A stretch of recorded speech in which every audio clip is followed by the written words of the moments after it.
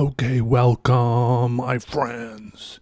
I'm so happy for you to join me here on this, a most prestigious first day of November.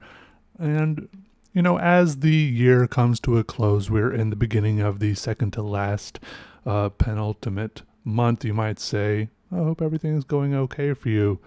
This drawing is one which I'm drawing on a type of graph or grid paper that is technically known as engineer paper. And it's just graph paper. I don't know why they call it that. Maybe engineers like it for some reason. On one side, it has I think like the side you're supposed to use, it has much fainter lines that are just showing through because of the much more bold and well printed lines on the back side. So it's kind of cool. And there's wait, are these 1 inch? I'm measuring them now.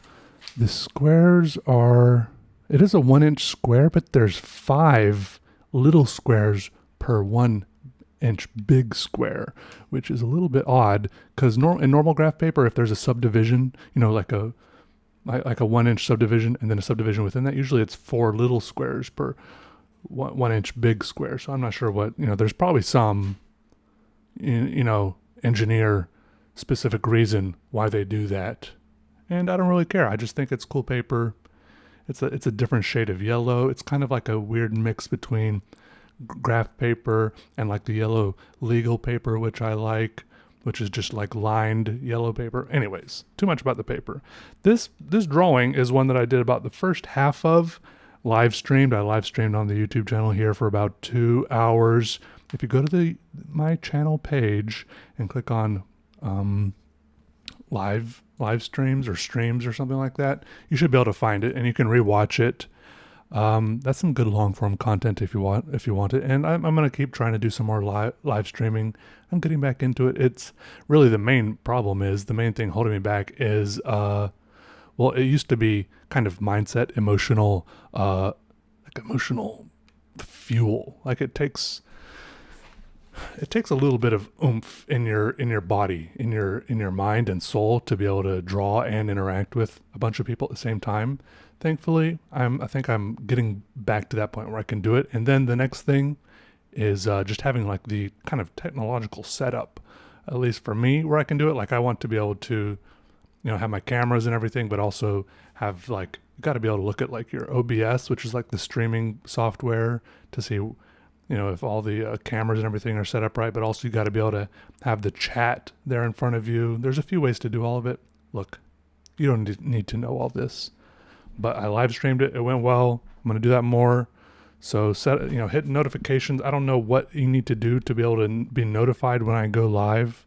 But I'm going to be blah, blah, blah, blah, blah, blah. I'm going to be setting it up so that I stream on Twitch and YouTube, and it's all going good. In other cool news, I've been watching this live stream on YouTube, which, how when you just go to your YouTube homepage, you can click on like the little thing at the top where it just says live, and it just shows you a bunch of live streams. Annoyingly, a lot of these are not truly live streams. They're just people that are just broadcasting 24/7, like, hey, lo-fi beats to do homework to, or it's just like quote unquote live stuff. Like, is that really live, or is that just like a radio station? They just have a bunch of, I guess, truly radio stations are kind of live because at least they have someone there playing the music. Anyways, you know what I'm saying. I'm talking very fast right now, faster than usual, because I just drank a very tall glass of cold brew coffee. But what I was trying to say is, as I intentionally try to slow myself down, on the other monitor right now, I'm watching a live stream that I found just by clicking this live button at the top and looking at random live streams. This channel is called Schmidt Ocean, and they have only 42,000 subscribers, and there's only 100 people watching, which I felt weird. When I live streamed, I had like 300 or 400 people, and this is like they have like a research vessel. They have a ship, right? And they have an ROV, a remote operated vehicle, and they're at some island off the coast of Chile, or is it pronounced Chile? Chile? And the island is called Mocha Island, by the way, which sounds like a Mario Kart track. And as I'm watching right now, they're like a mile and a half deep in the ocean. This live stream, they're remote, they're like submersible, right? It's like a remote controlled submersible with a bunch of like claws and tools and cameras. And as I'm watching right now, they have this remote operated claw, and they're like gathering samples from the seabed floor to like study and do scientist stuff with. They just, as I'm watching, there was like this old empty clamshell that had like 3 other little weird animals living inside of it. One was like, it looked like a weird roly-poly thing. The other one looked like a weird 5-legged starfish, but it looked like some face hugger creature from the Half-Life series. There were like a bunch of weird little animals living inside of the empty crab shell, and they just like use their little robotic arm to shut it up, grab it, and then put it into a little container to take it back up to the surface so they could study it, I guess. But on their website, I looked at their more details about this ROV, their submersible, and this thing is like the size of like a F-350. It's like a huge thing. Anyways, it's cool. Anyways, all I'm saying is I'm getting lots of inspiration from looking at all these weird creatures they're finding deep underneath the ocean.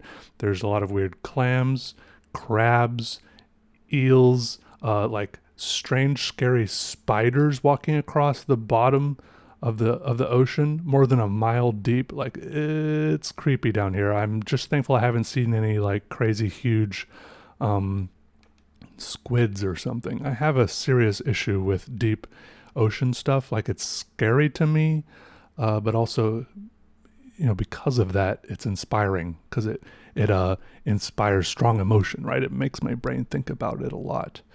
So it's pretty cool what they're doing here, and it's like I recommend it. Look them up, Schmidt Ocean. I'll put a link in the description, because whenever they stream, it's like a strange ASMR thing. If you can keep yourself from getting too freaked out about the deep ocean thing, if you get freaked out about that like I do, because there's this, they have like a microphone on the ROV, I think, because there's like this nice background ambiance noise of like, or I can't make it with my noise, but it's like the sound of the ocean, right? The deep water.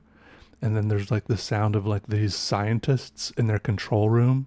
And there's always seems like there's like a couple of them kind of muttering and talking to each other in the background about science stuff, biologist things that I don't really understand.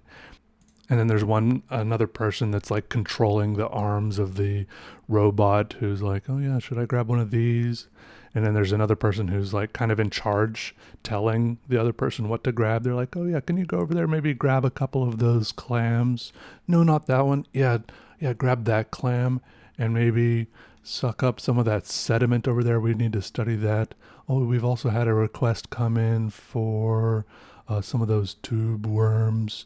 And I don't know, they're just all kind of talking about random stuff. Like, it's just fun to hear them talking in the background, and it sometimes, like their mics aren't very loud, and so their voices kind of merge into the sounds of the ocean a little bit, and it all kind of blends together, just like the ocean, water, and all this stuff floating around in the light of the ROV merges together, and it's a whole experiment.